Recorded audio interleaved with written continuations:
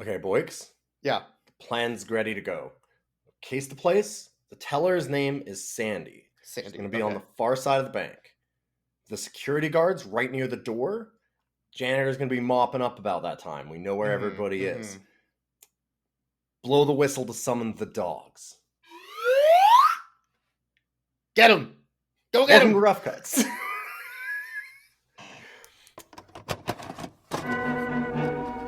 Dogs, they're coming. They're coming your way. They'll be here soon.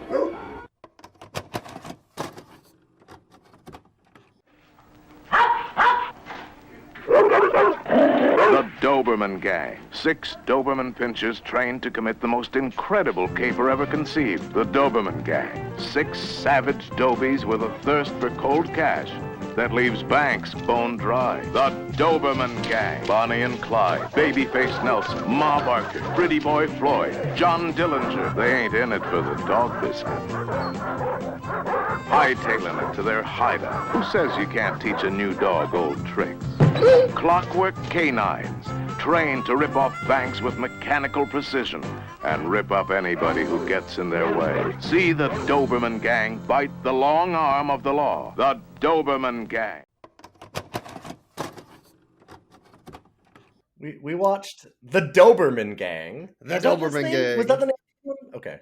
Yeah, the Doberman Gang, 1972 dog bank heist movie. I couldn't remember which one it was that we watched because of the fact that there's 4 of these. This is movie 2 in the Doberman Gang quadrilogy. Yes. The 4 Doberman bank robbing movies. Okay, actually, I have a question. What's the first one again? It's like Alex and the Doberman Gang or something like that. Maybe? Yeah. Okay, the reason why I'm asking Yeah. is because I really want to know what the fuck the through line is that this is a series of films, because this has absolutely nothing to do with anything. Oh, no, this is the first one. That's why. Doberman Gang is followed by 3 sequels. The Daring Dobermans, 1973, The Amazing Dobermans, 1976, and Alex and the Doberman Gang in 1980. Okay, so Which would make way more sense because this one has no through line to anything else. That's why I couldn't get it. Somebody is wrong because they put it as 1970. Okay. Yeah, cool. I think that they just typoed it because it should be 1980. That happens a lot with older films, I've noticed. Like, especially 70s movies, people just put the wrong dates on them all the time. I hate it. Yeah. But anyways, the quadrilogy of Doberman bank robbing movies. Yeah, the first in all of them. Why did they ever make a sequel? Well, it's because the ending was so unsatisfying. So they needed a sequel, right? I mean, it also had to have made money. It wouldn't have had to make money. Gene Siskel of the Chicago Tribune gave the film 3 stars out of 4, likening it to sort of a canine Bonnie and Clyde in quality as well as content. I mean, Bonnie and Clyde are technically in the film. Okay, to be fair, I will not slander Mr. Siskel this way because I'm gonna read the rest of this because there's more. And also wrote that although, quote, the film runs out of creative gas after the robbery and settles for a stupid ending. That's true. The robbery and its planning provide generous portions of laughs and tension, which...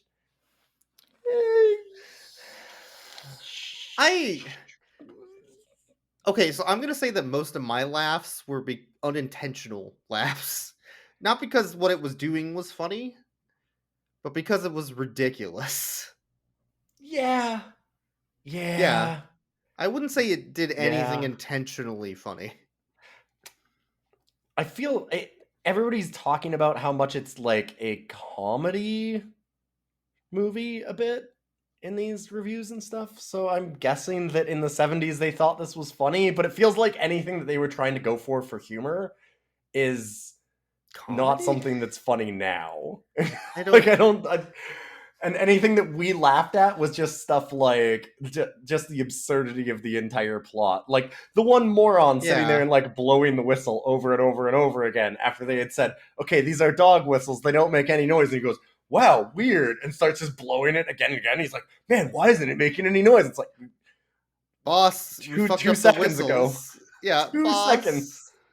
What a These dumbass. these criminals have 0 object permanence. Maybe that's why they needed to set up an entire bank inside of their hideout to like constantly do this heist on, because these criminals just don't get Yeah. object permanence. You assign each dog a high-frequency whistle. Sounds undetectable to the human ear. Dogs can hear it.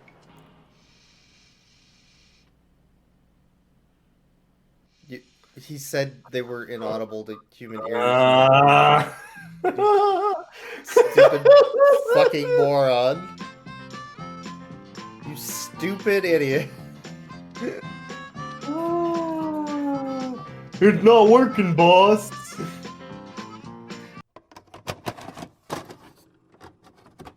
This is one of those movies where every character is stupid. Yeah. I hate Yes. them all. Yes. Yes, but the dogs are good. Ish. Good-ish. Depends on No. when. Well, okay. Yeah. Are we ending the podcast? Are we rating the I think dogs we're done. right now? Let's rate Because the I see. I have opinions on this, but like, man, you're throwing me here. What are we doing? This is episode. Yeah. It's like episode 62. Should we not have this down yet? I don't know what's happening. No, Fuck, I it's- hate this movie. Okay, so Sonny Bono, Dogs. Mean. Scary. Very, very smart. Brule from Brule's Rules. Hey, I'm Dr. Steve Brule. Do you know what you're supposed to do if you catch on fire? Stop, drop, and roll! For your health. And some other guy from Dragnet. And 70s guy. I don't know. 70s old man with bushy brows. I need some Maylocks. Can you bring my Maylocks? Who really needs Tums and Maylocks because they got an ad deal. I think with the donuts. I guess, okay, I did kind of sort of, I think that's what their humor was him doing like, I'm having an angina, And dames gave him archer. A bad day at the track, that gave him archer. Yeah, and the way you make coffee, that would give margin. I think that's what they considered the humor in this 70s But it movie. wasn't funny. Well, I found it funny, but only in how bad it was. So that's It's not like probably not what they meant. like if you and I were gonna try and force a joke, you'd be like, "Oh, I got heartburn," and then that's the Yes. joke, right? Like that's not the what? Yeah. That's not a joke. No. That's just you have heartburn. You should get that looked at, baby. Well, he has a bottle of Maylocks in his car. It was He kind of just funny that chugs they while he just had an drives. open bottle of Maylocks in the back seat of their car for just this occasion. That's Hey, funny. Considering the number of times that man asked for a Tums, it makes perfect sense. I feel like I need a Tums after watching this. Fuck. I think I got acid reflex. Oh, I got angina. Okay, so you were introducing our 3 criminals. Yeah, so Sonny Bono, Brule from Brule's Rules, For your health. and then old man guy with bug eyes. Mm-hmm. Who were named Eddie, Sammy, and Jojo. Jojo, yes. Jojo. Jojo. Jojo. Jojo. Jojo. Jojo. Jojo. Jojo. Jojo. Jojo. Is Jojo a common 70s name, or I don't maybe? There are some common 70s things in this, but we'll get to those. But anyway, they're driving around to porn music talking about Tums and how Yeah, they're that's part of the having- 70s. The porn music. Okay, I Yeah. found out something really interesting about Yeah, the score for this. So we really liked the score, actually. correct. Although there's a few transitions where it doesn't work. It doesn't make sense. But like, in general, the music's really, really good. It is composed by Alan Silvestri, who Okay. did Back to the Future and Forrest Gump. Like the that scores for makes those. sense. That makes Yeah, sense. it is somebody who is actually extremely good at scoring movies, which it has like this really cool like jazz funk thing for the heist stuff, which it's like if you sit down, you the listener, close your eyes for a moment. We're going to take a trip. You imagine a 70s movie where there's going to be bank robbing music. Yes, that's the music there. Exactly. The music that you just imagined in your head. That's what it sounds like. That boom, boom, boom. Yeah, it's super good. It's like it's the most almost stereotypical thing imaginable for a 70s heist movie, but it's so pitch perfect that it works 100%.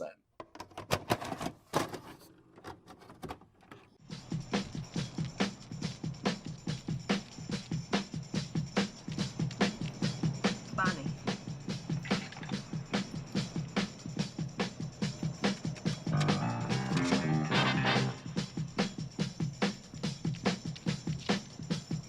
Dillinger.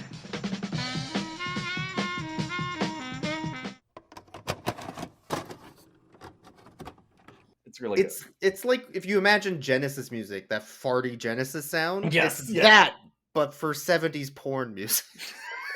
Yeah. It's like if they made a 70s porn on the Sega Genesis and then released Anytime. Oh, I'm gonna talk about release, huh? it. Well, no, hold on. Come on. Come on.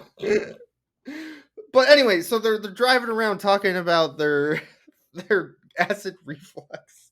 And then they go to the bank and they rob a bank at gunpoint, I assume. I don't know if we ever saw any guns. I think they just Yeah, no, walked he up with loaded a letter. shotgun. The very first scene we was him did? loading a Okay, cool. shotgun. But they go up to this bank and Jojo accidentally puts the money in the trunk of a car that's next to their parked car. That's the exact same make, model, and color of their car. Yes. And then they don't make off with any money because they put it in the wrong car and had to They had to get the book hell it. out of there. Yeah. So then we're met with a 3-minute sad Waffle House montage. Well, okay, I Right? want to say something first. First, we have a very quick scene of him being like, "Why'd you put it in the wrong damn trunk?" Oh, And he's yeah, all yeah. angry, and he's like, "I need robots. Why can't they make me crime robots?" He's just having this big monologue about how much my Yeah. plans are perfect, but all these fucking morons get in my way. If only I had criminal robots, it'll be perfect. What I need is robots. Programmed. But he's saying it in the same room as his two partners, telling them that they're idiots and he wished he had robots that would just follow instructions instead. Well, and then they're to just be like, yeah, that's fair. to make it incredibly fair, Yeah. the one guy, Jojo, asks him as he's like, "All right, you guys get out of here. I'll contact you later." And he goes, "Well, when will the robots be ready?" So, I mean, Yeah. they kind of prove exactly his point. Oh my god. So they have a sad Waffle House montage of our main criminal Eddie, who looks like Sonny Bono. In a Waffle House ordering food, talking to a waitress in real time, ordering food. Well, and you talking were to a like, "Oh waitress. my god, how much is he ordering?" Like, she's just been writing this down forever. Wait And a she minute. takes Is he her- ordering her? Yeah, she checks her watch as he's Yes. ordering. Like, oh Yeah, god. she really did. And then like it immediately hard cuts to them naked on a bed. Fucking Yeah, the answer was that yes, he was in fact ordering her. That's what you do. yeah.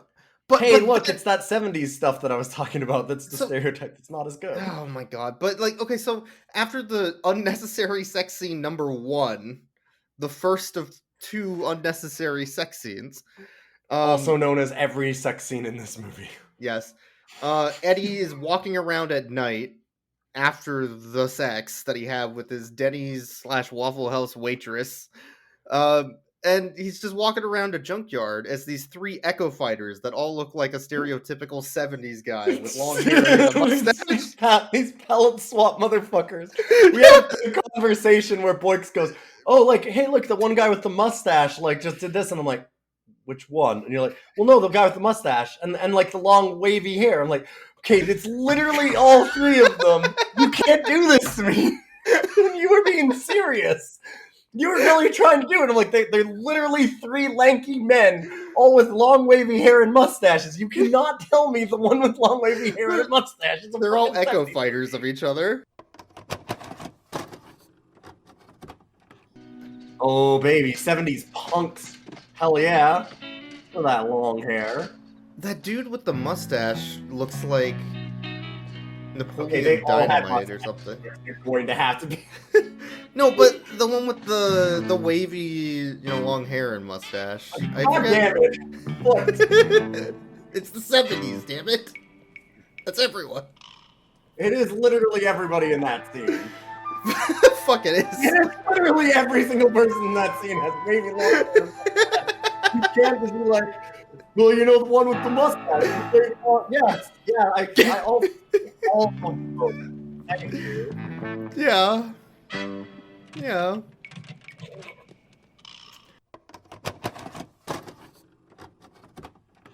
It's a fucking 70s But, movie. so they break into a junkyard with a bunch of Doberman guard dogs, and the Doberman stop them, and the police arrest them, and our head Genius. criminal genius is thinking like, Dobermans, they're like robots. I should get dogs. You can't spell robot without dog.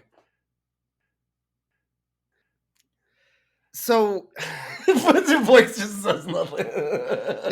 now the Denny's waitress is just part of this gang, apparently. She's and just is hanging out with Eddie.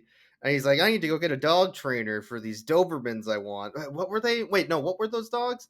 I'll go to the pet store and ask. Yeah. This man he doesn't know what that dog is. He's never heard of a dog before. No, and then when he goes to the pet store, he's talking to him and he's like, so where would I go about getting Dobermans? And he's like, well, I don't know, maybe like you could get one from here. He's like, okay, but what if I needed them trained, like if they were to like guard or like defend an area, what would you call that for a dog? And he's like, do you mean guard dog? A guard dog? A guard dog? That's that sounds right. Yeah. And he's like, guard dogs. Where would I get a guard dog?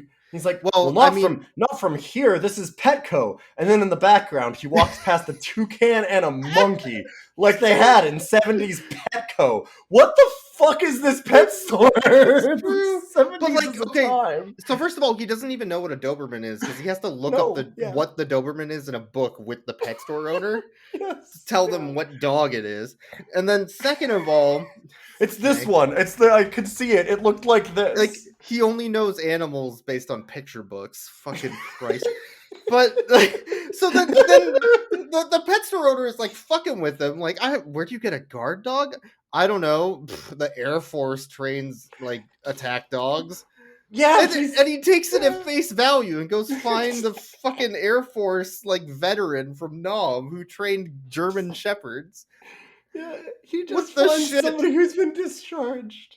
What even? He goes to like dive bars trolling for Air Force. Hey, are you in the Air Force? Yeah. Do you train dogs? Yeah, like every person in uniform.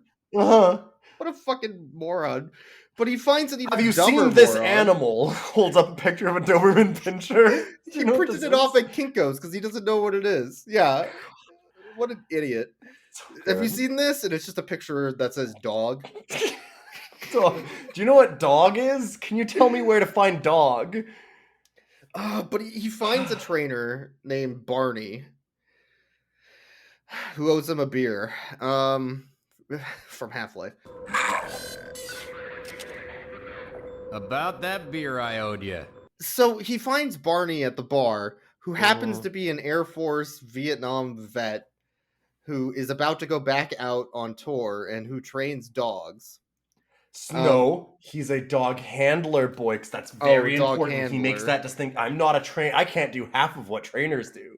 Yeah, but then our Eddie... Except that he trains these dogs to rob a literal fucking bank, yeah. So I don't know. He says he's a handler, not a trainer. But then Eddie says, oh, but that's cool because you're real good at training like a trainer. He just ignores him saying that he's a handler. It doesn't even fucking matter. And then they call him Trainer as a nickname for the rest of the movie. Dumbasses. But okay, so he finds this guy and he's like, hey, how about you help me train some dogs after you get back from your next tour? Okay. And then he does. Like, that's it. That's the conversation. So then Eddie goes to a realtor to go rent a place, I guess. And I don't know. It's some guy anyways. Some guy. He goes to like a farm with a barn in it. And he's talking to the guy. He's like, "Oh, how much is this place?" "Oh, it's like $750 a month with a 12-month lease. I'll give you $400 a month with a 3-month lease." Ah, you talked me into it. That's a good deal.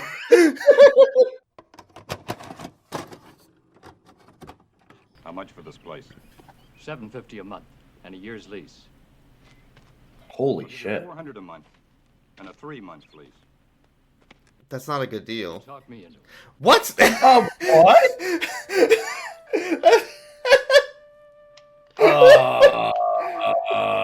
He's real good at negotiation.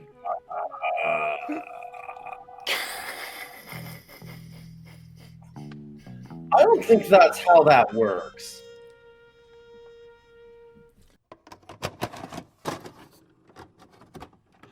I'm glad that you got the numbers right, because I also wrote them down because they're so fucking absurd that I had to. I'm like, okay, he literally offered him half as much money for a quarter of the time, and the guy just goes, "Ah, you got me, alright." Like, Fucking dumbass.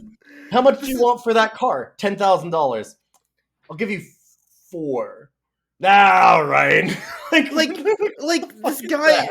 This is literally eBay at this point. I've put stuff up on eBay the last few weeks, and I get offers for my $80 game, and somebody's like, "I'll give you 30," and then they immediately message me saying, "Look, I can only offer 30, but what do you actually want? I'll give you like $4 more." What do you? What? That's not negotiating, you piece of shit. Well, but it works here, so you must be giving them away for $30 all the time, then, right? That's how that works. I don't know. It's so wild that he just goes like, "Yeah, all right," like instantly. It's baffling. It's so fucking weird. I was cry laughing at that because it's just, yeah, I'm just gonna rob you. Like, is that supposed to be the comedy? Because it's played straight. That's the problem. I don't know. I don't think that's supposed to be comedy. I think that they just pulled a bunch. They just had them say, they're like, "All right, say a bunch of numbers. What would rent be? I don't know. Figure something out. Just say numbers." And they just said a bunch of numbers. If it's a 3-month lease instead of a 1-year lease, it would be more, not less. That's how 3 months lease work. Right. There's more put on the landlord to like find it again. Find a new tenant again. Correct. Yeah. No, he gave him again half of the money for a quarter of the time. It's like my analogy of like a $10,000 car and you going like $3,000 or something, and then them going like, "Yeah, all right." Like that's what it is. Yeah, no, it's totally it. That's exactly it. Yeah. Mm-hmm. So at this point, Denny's waitress is still there, but they bring trainer, the handler, Barney, back from the war over to their barn farm that they rented with June and the rest of them. June and the gang. Hold up. June is the waitress's name. We know that, but we didn't know that until this scene. No, that was the point I was going to raise, is that less than 5 minutes into the movie, we meet her, and then this was the 25-minute mark, and I even said to you, I'm like, okay, so we don't know her name yet, right? What's the time on this? And as we did that, it's like, "Oh, hey, June, you should come over." I'm like, there we go. First name. Perfect. Got the name. We got the name. Figured it out. 20 minutes later, woman becomes June. It's like they added the character mid-shoot. It almost feels like it, right? Like... No, I think that they were just that dismissive of women in this movie. Well, they were. She is integral to the plot as much as there is a plot. So they get the trainer on the farm, and they start telling him to train the dogs after. So they get dogs first, because they bring the trainer on, and they're like, "Oh, we're going to be training German Shepherds, right? Because that's what I trained when I was a Nom." And Eddie drops the bomb on him, saying, "Well, actually, I've heard about these Doberman things. I think they're dogs. Have you ever heard of Dobermans? They're these weird 4-legged creatures that people are afraid of. They're mythical. I've heard of them once. I can't train Doberman. I've only trained German Shepherd. I don't even know. I've never even seen a Doberman. Dobermans are out of myth, dude. You can't just train them." Yeah, but like then Sammy and Jojo, the other two criminals, drive up in a station wagon full of dogs.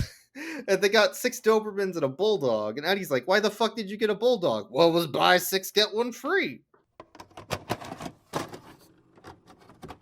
What's a bulldog supposed to do? What? I was gonna say. Sammy, what the hell is he doing here? Oh, it was a house policy. You buy so many dogs. Ain't that right, Barney? You buy enough, you own one free. The guy said nobody likes those kind anymore. So we couldn't hurt his feelings, so we took them. Yeah. Oh, they're so cute. That's actually a really good reason. Yeah, it is. Hey, about 6 dogs. Got one free, yay. Let's name him J. Edgar Hoover. He looks ugly just like him. Oh, boy.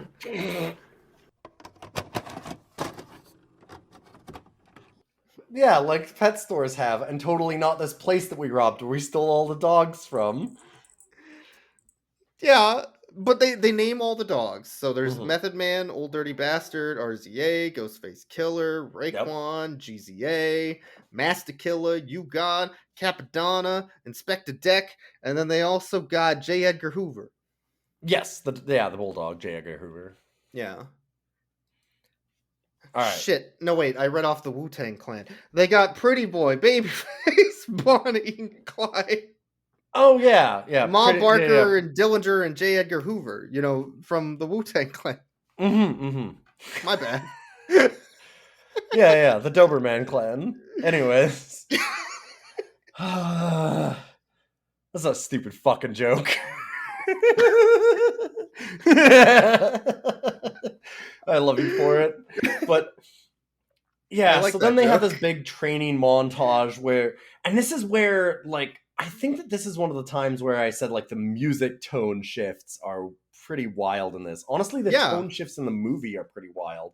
I think the music matches it, but, like, the scenes are so wildly different. Like, the music matches the scenes, but the scenes and the music are so jarring next to each other because they're having a fun, happy montage of them training all the dogs, and they do, like, them jumping over obstacle courses, and they have, like, a joke thing, which is actually kind of funny, where they have the bulldog go through it as well, but the bulldog's, like, just, like, smacking head first into the walls and shit, and it's really good. Super cute. It's really cute. So it's, like, knocking all the shit off and just being a general, like, and totally it's all untrained bulldog. Twangy theme song music. Yeah, like, the Doberman game, the dogs, and the jumping around and stuff. Yeah.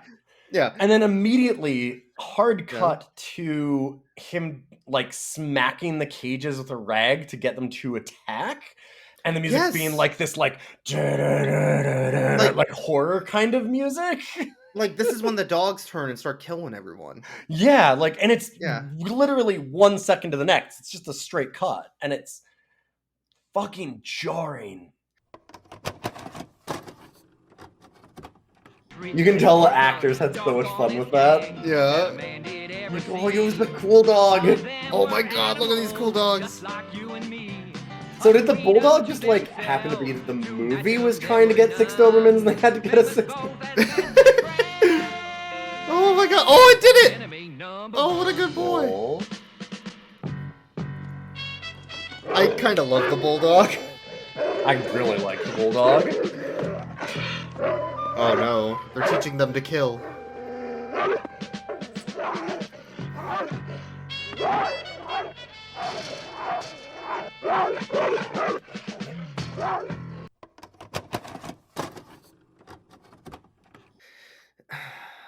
Yeah, but and I think that's their too. intention is to be like, oh, see, you think that this is fun, happy times, but actually they're training killer dogs. But actually, this is really. It's like, haha, this is so funny. No, but really, this is actually really dangerous. Don't do this. Like, don't do this. It's kind of fucked up. Don't do this. But like, okay, so they training montage the dogs. It's actually really cute and funny up until that it's point. Really where good. Not, There's also this is where I stopped keeping a pet counter because there were so many pets to so many dogs. The actors were loving this. They were like cuddling the dogs and playing with them, and this might be the highest APM we've ever seen. Active petting moments. Yeah, absolutely. I've never seen an APM this high. No, it's really high APM. Like, this is esports quality. Extremely. APM. Yeah. Like, if you could pet with more than one hand at the same time, like 2.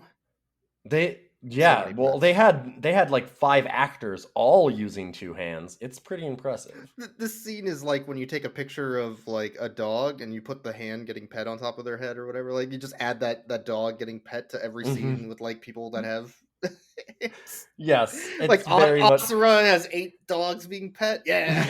Every single time that somebody has a hand out during this scene, they're petting a dog. There's a dog It's being pet. true. It's really It's good. Like, true. I actually really like this montage. It was great. Okay, so then we have a scene where the criminals are saying, "Hey, shouldn't we tell the trainer that he's like gonna be in a crime or something?" Maybe we Nah, should do that eventually. Doesn't he nah. maybe need to train the dogs to specifically rob the bank? You know, the thing that we're doing? Wouldn't they need specific training for that? Yeah, Nah. and Eddie just goes, "Nah, it's all about timing. I'll tell him later. It's fine." I even told a cop once and a judge. I know what I'm doing.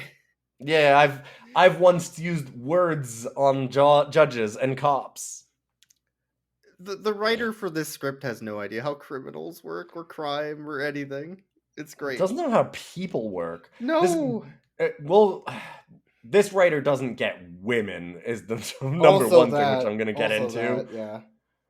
So, I think next is like the trainer going around at night and finding the barn that they've set up that they told him not to go into. yeah, right? kind of pretty much exactly after this conversation of, should we tell the trainer? He's going to find out. It's kind of a hard cut instantly to the trainer just having like, why do they have a whole bank set up in this barn? That's interesting. Like, yeah, like instantly Yeah. him finding out. Because the criminals went to Kinko's and printed off pictures that they took of the bank secretly. We kind of glossed over that, but yeah, they case the bank and take photos of it. And then they set up a real life size stage bank in their barn to plan the crime. Yes, which I liked. I using really Kinko's liked to this. print off the pictures of like where the tellers are and where the guard is and everywhere else. Yeah, and then they It's can neat. role play like the whole thing. They can sit there and be like, okay, like we've measured Yeah. out exactly the space and this is what it would look like. And Yeah. honestly, I think that's fantastic. I thought that was really cool. It was a good job. So Barney finds that and then confronts our criminals instead of doing literally anything else. Like just leaving. Yeah. Just leave, go to the cops. Like, and he's as like, I said when he confronted the criminals, as I went, okay, so he's already made his choice. He's either with them or he's dying. Like, right? Like that's, if you go to a bunch of bank robbers that you know are killers and stuff, and you just go, hey, I know about what you're doing, you bad guys. Like, how do you think that's going to work out for you? They're going to take a gun, they're going to turn it sideways, and then they're going to ice you. Like, yeah, they're going to shoot you in the head. Dumbass. Or, yeah, like either you're trying to blackmail them to get yourself cut in, or you're asking to get shot. And he's sitting there just going like, wait, are you the baddies? Is Barney a himbo? He might be. A 70s himbo, yes. He is dumb of the ass. Yes. Yes. But he's got a heart of gold. Right? Like, yeah. He loves those dogs. He wants to do the right thing. We'll get to he's that. He's not a piece of shit, like, mostly. He's less of a piece of shit than everybody else, yes. But the movie definitely wants you to like Barney more than anyone else. Eddie threatens him, saying, well, I mean, you can go if you want, but we're going to kill all those dogs. Guess we just don't have any reason to keep the dogs then. If we can't train them, we'll just have to shoot them. Yeah, so then Barney confronts them afterwards, like, here's the plan he told me. I'm going to train the dogs. Yeah.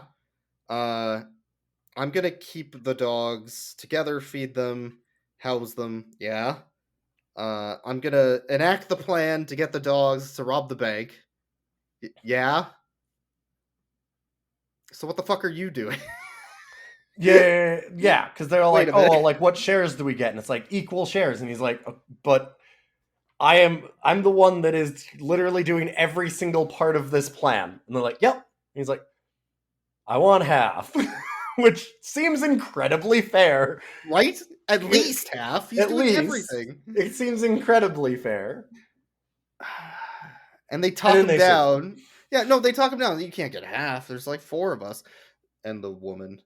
And well, no, they don't raise that up at all. They ignore. Yes. But there's 4 of us. And we're a family and we split it equally. So you get a quarter. There's only 4 people, says the screenwriter, looking directly at the woman. Yeah, and then he, in his infinitely great negotiator style, says, "Well, okay, you got me." Yes, yeah. It just fucking handshakes on it. We do our specialty on you. That's MS.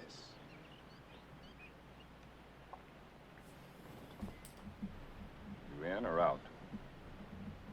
I honestly think the trainer has a point.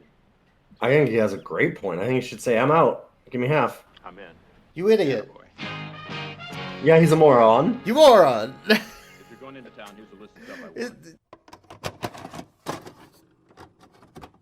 Yeah, I feel like our criminal genius is only a criminal genius because everybody around him just goes like, whatever, I guess. Like, it's the stupidest reasons why they make him be like this smart, charismatic leader or whatever. He just says no to people and people just go, all right, well, I guess I have to go along anyway for no reason. And it's like, okay, I get that's his superpower, I guess. But then we get a scene of another isn't this the next sex scene kind of thing, like where they're in bed together and she's like, okay, so where's my cut? Yes, that's kind of like right after this, yeah. Because June is having sex with Eddie again. Yeah. And then afterwards she's like, hey, I'm actually doing a lot of work too, aren't I? Which, yes, she is. Yes. I should get a cut too, right? Yeah, baby, but it's just between us four, so like you get the cut that I get and I'll take care of you or whatever. It's fine. But I really think I should get some money. How about 10,000? That's not even 10%, you motherfucking 600 to put it in perspective, they're saying this bank heist is going to be $600,000 in 70 money, yeah. Yes. And he's like, I'll give you 10. Like, fuck you, asshole. She's doing literally all of the same work that they're doing. He won't even offer 60, which is 10%, yeah. 10K. And she's like, you won't even give me 10%? And he's like, oh, okay, fine, you're right, that's not very fair. And she goes, okay, good. And he's like, no, not 10%, fuck you, it's 15,000, that's the best you're getting. And it's like, oh, fuck you, asshole. 10% of a quarter. Like, what a piece of shit. Oh yeah, they just treat her like absolute garbage.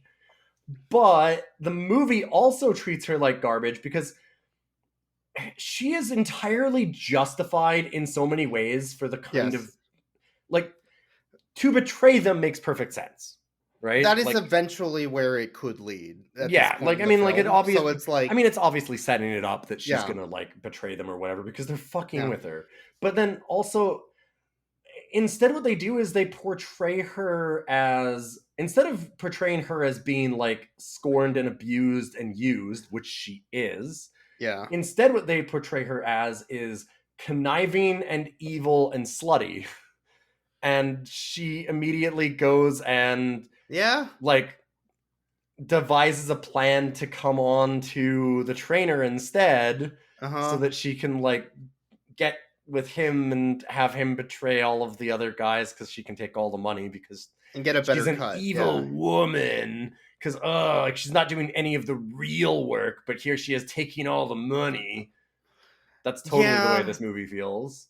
I mean, our main character does have chest hair that looks like a damp,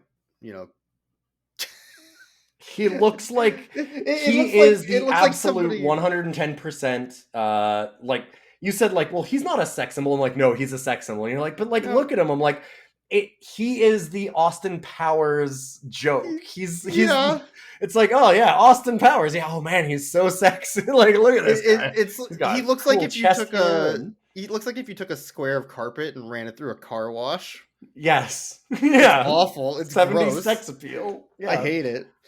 And he's kind of he is a piece of shit. Oh, he's absolutely a monster. But okay, so then they create special dog whistles just in their barn, which they then paint one color per dog.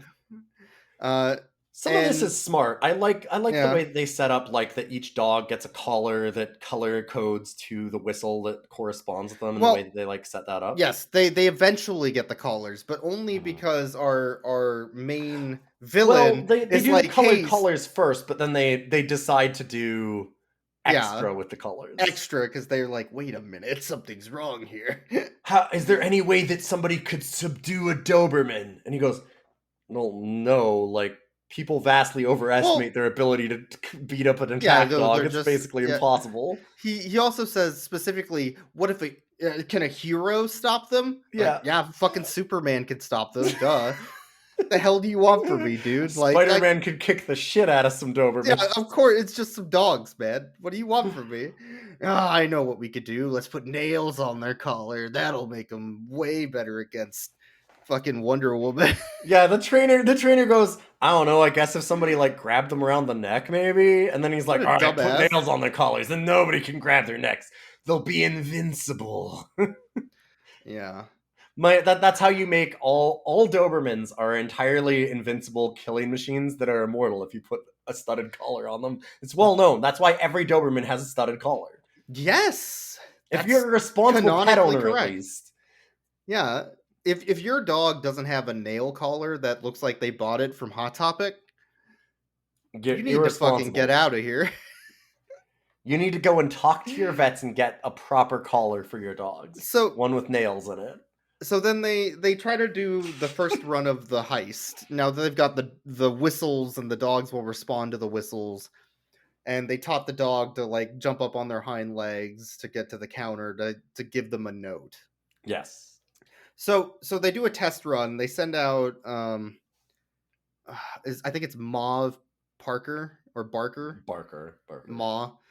They send Ma onto the heist, and Ma like tries to walk up to the bank, and somebody shuts the curtains, and then she's like, "Oh shit! Abort! Yeah, They got curtains. We didn't plan for curtains." Yeah, because they can't see in. Well, they can't see in anymore to give her commands. They can't see to give them commands. Yeah, that's like because they're using binoculars across the street to look into the bank. Binoculars that can whistles. Look through walls. Yes, and also like the whistle is going to travel all the way from their building across the street where the traffic is, and then into that building, and the dogs are going to hear it and respond to it. Well, maybe it's because the curtains were soundproof curtains, and they stopped. They stopped the whistle. I kind of like how seriously they take the idea of the heist. Like, I like that the screenwriters, like, they really spend a lot of time thinking of, like, okay, well, what are the ways that somebody can stop this? And they try and, like, cover a lot of ground. It's still ridiculous because it's dogs robbing a bank.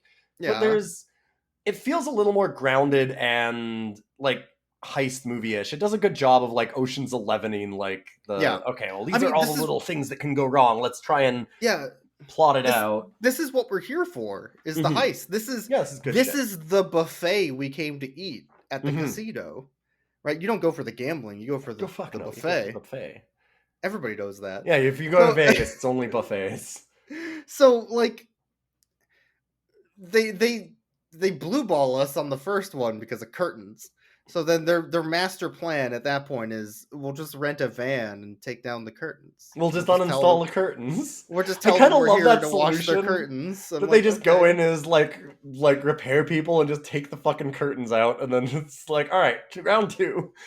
Yeah, and round 2. So they go for round 2. No curtains this time. Nothing can stop their master plan. So the dogs start going in one by one, jumping out of the van and walking up to the bank and going in and sitting down into their places. And we're watching the trainer, so Barney, June, and Eddie are in the building next door. And then as they're watching the dogs go in, June just out of fucking nowhere says, "Man, too bad animals like that have to die." Yeah. Yes. Yeah. And both of them are their characters. Barney and Eddie like look at each other like, do you know what the fuck she's talking about? Is she okay? What? Do you know what's going on with June? June seems a little they kind of like this is long moment of them like giving each other glances for a minute or two as she's just monologuing about how it's sad how these dogs have to die. She goes back and monologues again for a second about something else, and they constantly are just like, "Is June fucking okay?" What the shit, man? So like after all the dogs get into place and the janitor starts noticing that the dogs are there because Conspicuously, there's now 5 dogs with like homemade nail collars wandering around this tiny little bank. yeah, this janitor notices like, that's Fuck's up weird. with the dog? Why is there 5 Dobermans unattended in our bank? Yeah, and so he goes up to like the owner of the bank. He's like, "Hey, and he's on the phone. He says, fuck off, janitor. I'm busy. Hey, there's some dogs. Get the fuck out of here." So then he goes. So then he starts walking towards the guard, and Eddie's like, "Oh, he's gonna tell the guard that there's dogs in there." Because the guard can't fucking notice the dogs. Yeah. and at this point, Eddie's like, "Tell him to attack."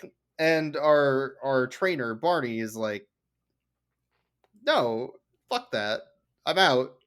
Well, not quite yet. Right? No. He blows the whistle and gets them to like growl at some people, and then the last dog needs to come in and give them the note. Yeah. And it's when Because what he gets happens? cold feet, right? Like basically. Kind of, yeah. He gets to a point where once the dog gets in and passes the note to the teller, he's like, okay, like get the dog to like jump up on there and give her the note, kind of thing. He goes, I'm out. Fuck this. I can't do this to these dogs. I love them too much. You told me to get them in there. I was just saving their lives because you said you were going to kill them. You do the rest. And walks out. And they're like, oh my God, it's all falling apart. How could we ever do any of this? There's nothing that we can do. Oh, we just have to blow the whistles that he gave us that we already have color coded. Because he trained them all in color coded. He trained them. But like they have a big thing about like, oh my God, what can we do now? No one knows how to do this. And it's like, they're 100% trained. You have the full plan. You just blow the fucking whistles. Like, what the fuck are you talking about? Like, the guard starts to go for his gun after he notices all the dogs, finally. Mm-hmm. And one of the Dobermans, like, starts biting his arm. Yeah, because like, June blows the whistle for him. It's gory. Yes. Too. But, like, yeah, because June's like, I'll just blow the fucking whistles. I saw him how to do that. I saw him do it. Like, she's like, all you criminals are real fucking morons. You just blow the whistle. Like, June is the only person that's semi-competent in this film at all. So, like, one dog attacks the guard, one starts threatening the tellers, one starts threatening the customers, one's threatening the owners. Yeah. Like, they got dogs everywhere. Just, this is a stick-up fucker. And one dog pulls out a gun from its bag on the side. Mm-hmm. Yeah. And the teller, Sandy, goes, dogs, ruining my life. Dogs. My whole life ruined by dogs. Yeah. And then at one point, Graham Stark from Loading Ready Run just walks in the door. And he's like, and turns around and goes, holy shit. All right. He hangs up, he takes off his hat that he's wearing and his trench coat and he puts them up and then he walks out and grabs them and puts them back on and he walks out the door again. He's like, I don't even know how I got in this movie. This is in the 70s. What the fuck? And then leaves. It's unnaturally close to Graham Stark. Really close to Graham Stark. It's real freaky. We forgot to mention that there is also Abraham Lincoln stuck in this bank. Nerdy Abraham Lincoln. That dude got pushed in a locker. He's got the biggest fucking weird bushy Abraham Lincoln 70s beard. Rules. It's like a 70s Amish thing almost, like the neck beard. Yeah, it's a glorious neck beard. It's great. Holy shit! But the dogs hold everybody up, right? Mm-hmm. So our last dog, Dillinger, I think.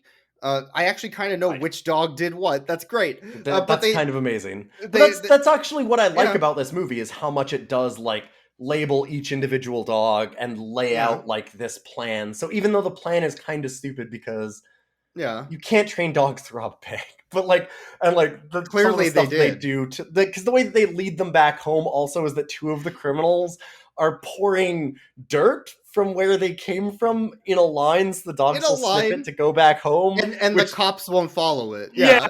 And like stuff like that. Like some of that just doesn't work.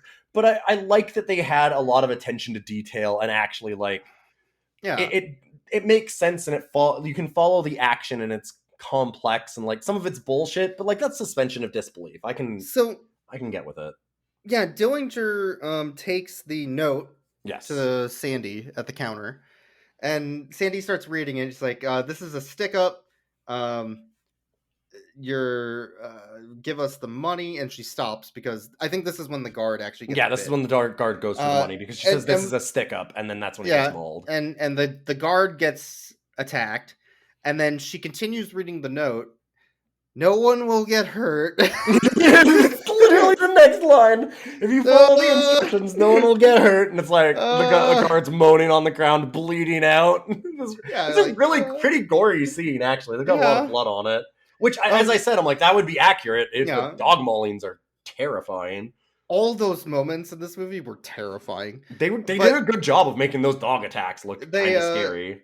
So then the bank tellers and the owners are like, well, we gotta give those dogs some money, I guess. And they start trying to first put blank paper in their bag. They try to trick the dogs. But thankfully, they trained the dog to read banknotes and understand what U.S. money looks like, and also hold it up to a light and make sure that the fucking lines in there. Okay, but I'll give them this. Again, I actually... Okay, it's bullshit. It's bullshit. But I do want to give this movie the props for that, because they called that earlier. They said, like, well, what if they just give us fake money and stuff? And he goes, well, why don't we get, like, a whole bunch of money, and we can let the dogs, like, smell a bunch, and I'll train them to know what the smell of, like, fresh bills and stuff are. So they explain it away. It might be bullshit, but I was okay with it. I thought it was all right. And he's like, oh, I think they can tell that it's fake money. We better get them the real stuff. So then they stuff their packs with $50,000 on each pack. So it's $600,000 between 6 dogs, 50 each to each side of the pack. So each dog, in theory, has 100,000 U.S. currency. Yes. In theory, that's assuming they counted. The dogs counted every bill before they left. Mm-hmm. Just to make sure. Mm-hmm. Man, that trainer's dynamite. He's so good, yeah. Like I love when Dillinger pulls out like the little green visor and then starts going on the cash register to like count them all out. Smoking a cigar at the same time, Exactly, to get all the money. Mm-hmm. It's very, very solid. All the dogs leave one by one whistle per dog, telling them they can go. Yeah. And then they start running, following the dirt. And one dog just like sees another dog and is like, I'm gonna go play with that dog or have sex or whatever. It jumps over the fence and just leaves the film. Just leaves the film with $100,000 in its pack. And we've got, over all of this, we've got like that fun kind of like heist music that we were talking about earlier, like that boom, boom, boom, boom, wow, all that, and then suddenly boom, and fucking killed a dog. Yeah, he just run a dog over. This guy that's just driving, like, doesn't see the Dobermans running in the street and just fucking rams into one and kills it.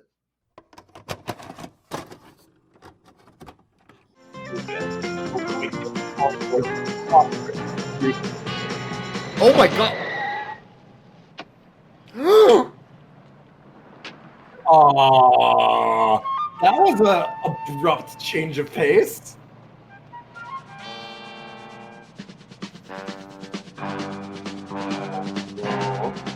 What the fuck? No, this isn't. No! What? Like you and me, a breed unto themselves. To what? Them there were none. Famous both is man's best friend. Public enemy number one. That's right, that dog got killed. Woohoo! Yeehaw! One of the other dog betrayed him like they were the actual bank robber.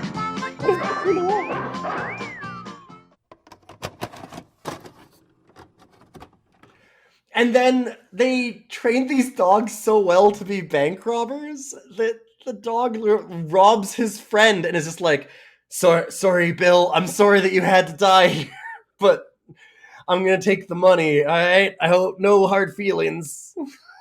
and takes grabs it. the money. And and our criminals are waiting back at the farm for these dogs to come by, and they see them all come eventually, like one by one, but there's like, there's only 5 dogs. What happened to the other one? Because the one that pissed off came back, I guess. Yeah. And they're like, we're out $100,000. Oh god.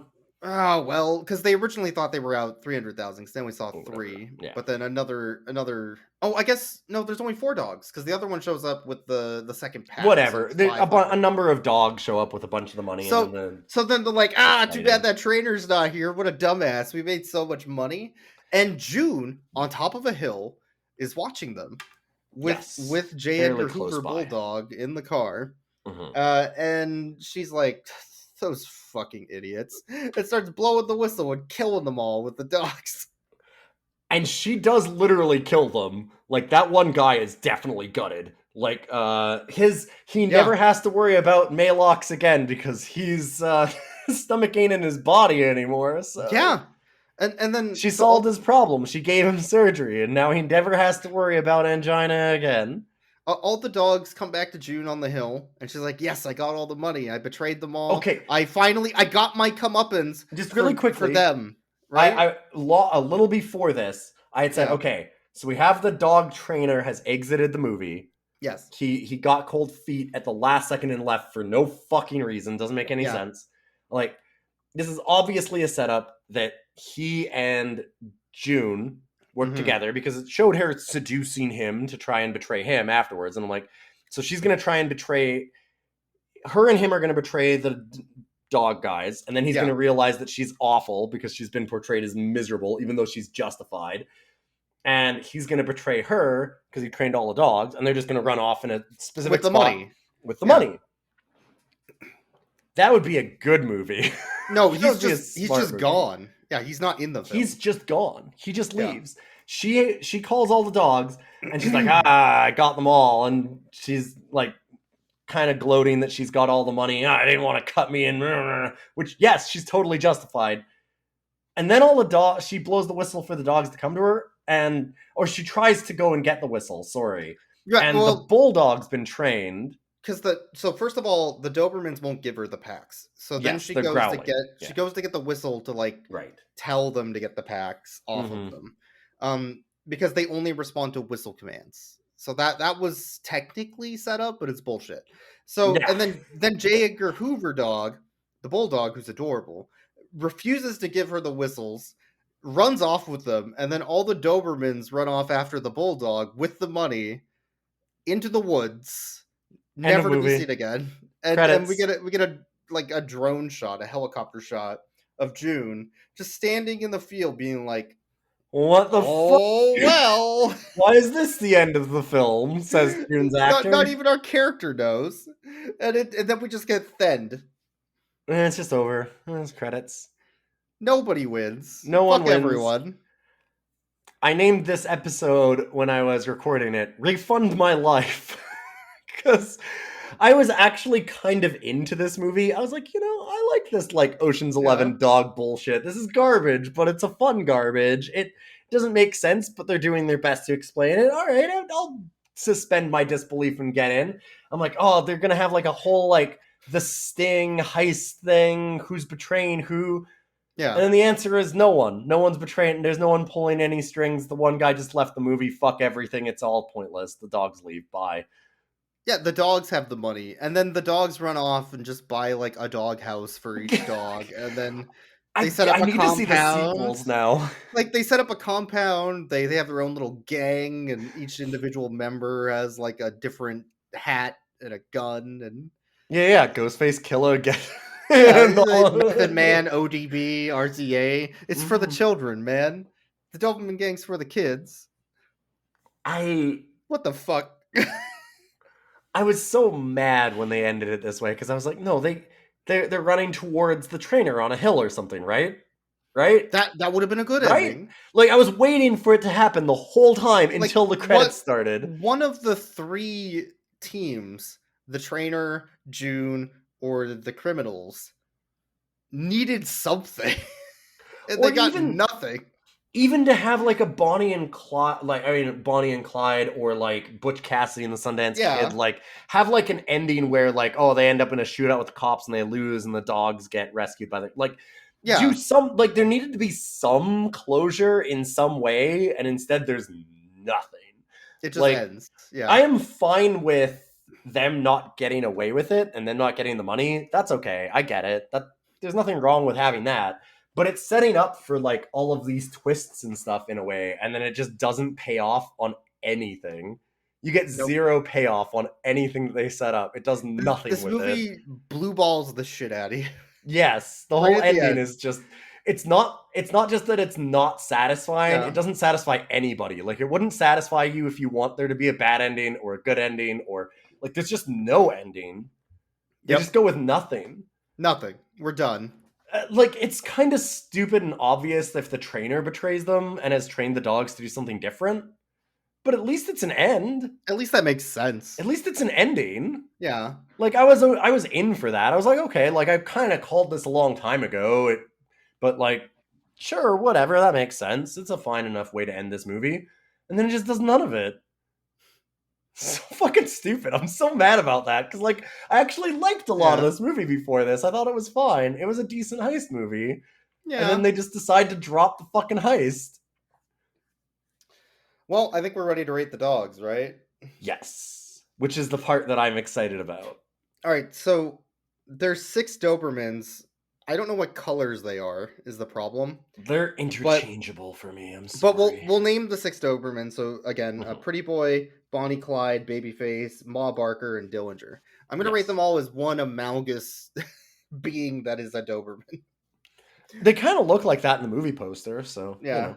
I think they're all very good boys. They love pets. They're very athletic. They're actually real trained dogs that can do, obstacle courses and stuff. Yeah, they were doing actual agility training. And the way that one dog held up a gun to that teller's head. Mm-hmm. And said, give me the money, Sandy! Extremely believable. Like, the acting on these dogs is top-notch. Easily a 12.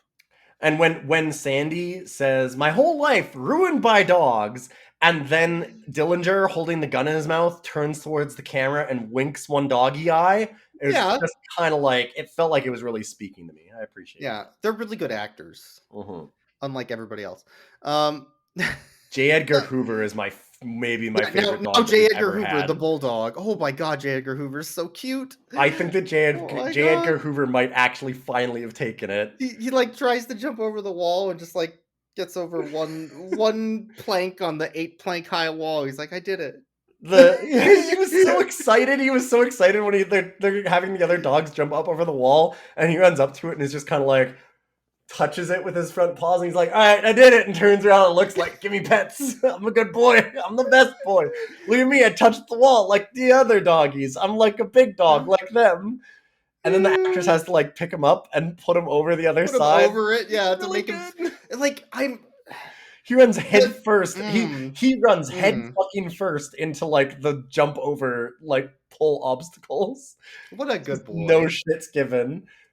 And then J. Edgar Hoover steals the control module for all these other robo dogs and runs off into the woods and has $600,000 in 1970 money. That dog's rich. J. Edgar Hoover is the richest of all of the dogs that we've seen. I would give that dog a 14 out of 10. That is a very good dog. I feel like J. Edgar Hoover might be my favorite dog that we've ever had. Like, seriously, this dog fucking rules. This dog is great. Yeah.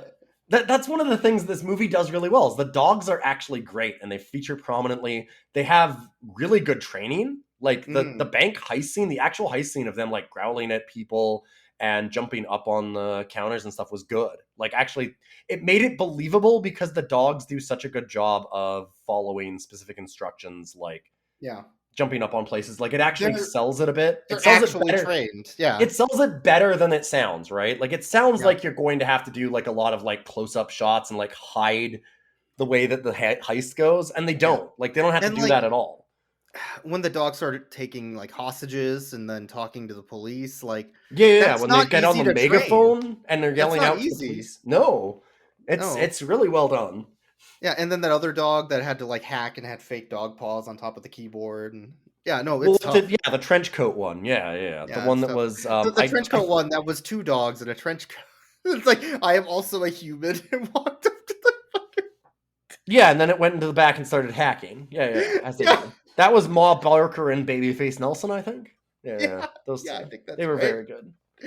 Oh my god! But no, they were actually an asshole. I was trying to give this movie its props for doing a good thing. But this movie, you're just sitting here dunking on it, saying that the premise is stupid. What, dogs are going to rob a bank? Yeah, it's fucking dumb. They did a good job of making a dumb premise seem believable. Actually, that's why it's so depressing that the ending's so bad, because I actually liked so much of what this movie was doing before that. Other than the number one thing that I had a problem with was the way they treated June. Holy They shit. treated June like shit. Her whole character arc, Yeah. like, because it should have been portrayed as, like, because Eddie becomes really abusive to her, too, at different points. Like, he's just, he's just treating her like shit, and he's not going to cut her in and all this kind of stuff. And that should be portrayed as she has good reason to betray them. And instead, it's portrayed as, do you see how this horrible, conniving woman just gets one time they say they're not going to give her any money and they spit on her and treat her like garbage. And then all of a sudden, she's going to betray them. And it's like, yeah. Yes. Yeah? No, yeah, fuck yeah. yeah. No, that's totally justified. But the movie portrays it as, like, she's this conniving, evil woman. Like, oh, it's totally that. It just sucks. But 70s were a different time. It sure was. You could make a movie and not end it. What I need is robots, programmed,